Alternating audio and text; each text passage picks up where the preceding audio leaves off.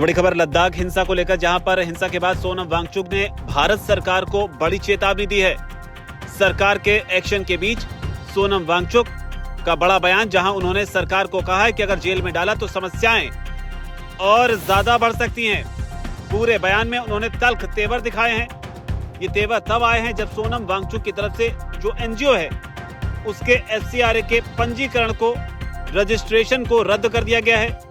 भारत सरकार ने ये कड़ी कार्रवाई की है, जिसमें जो कारण है वो बताया गया है कि एनजीओ के लिए जो निर्धारित विदेशी फंडिंग है उसमें संबंधित कानूनों का बार बार उल्लंघन किया गया है। गृह मंत्रालय ने ये भी आरोप लगाया है कि सोनम वांगचुक के भड़काऊ बयानों की वजह से भीड़ जो है वो बेकाबू हुई। सोनम वांगचुक ने भीड़ को उकसाया और इसी कड़ी में अब सोनम वांगचुक का बयान सामने आया है। उन्होंने कहा कि वो गिरफ्तारी के लिए तैयार हैं।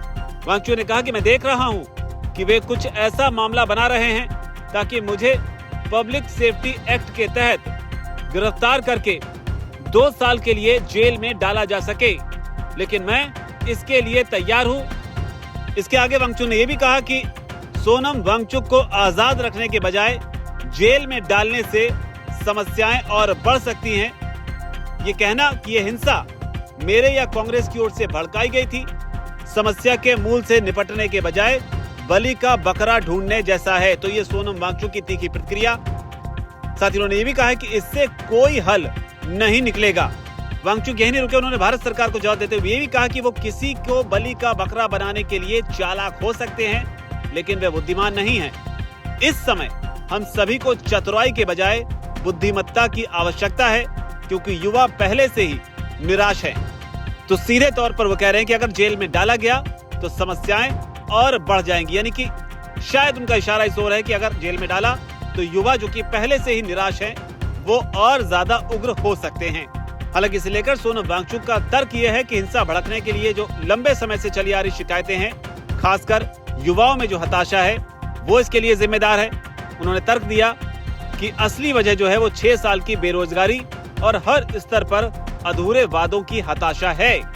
वांगचुक ने यह भी कहा कि सरकार ने जो आरक्षण पर सफलता का दावा किया वो जनता को गुमराह करने का है, यह आरोप लगाया। उन्होंने ये भी कहा कि राज्य का दर्जा और लद्दाख के आदिवासी दर्जे और पर्यावरण की रक्षा के लिए जो 6ठी अनुसूची के विस्तार की मेन मांगे थी, वो 5 साल की शांतिपूर्ण अपीलों के बाद भी गौर नहीं की गई। तो ये सोनम वांगचुक का पक्ष है और इसी पक्ष में वो धमकी भी दे रहे हैं कि बलि का बकरा बनाने की रणनीति जो है, इसको अपनाकर सरकार सही मायने में शांति के जो उपाय हैं उन्हें ढूंढने का काम नहीं कर रही है। ऐसे कदम उठा रही है जो लोगों की मूल मांगों से ध्यान भटकाकर स्थिति को और बिगाड़ देंगे। तो ये सीधे तौर पर सोनम वांगचुक का कहना है। उधर सरकार ने जो कार्रवाई की है, जिसमें FCRA जो है वो रद्द कर दिया गया उनके एनजीओ का।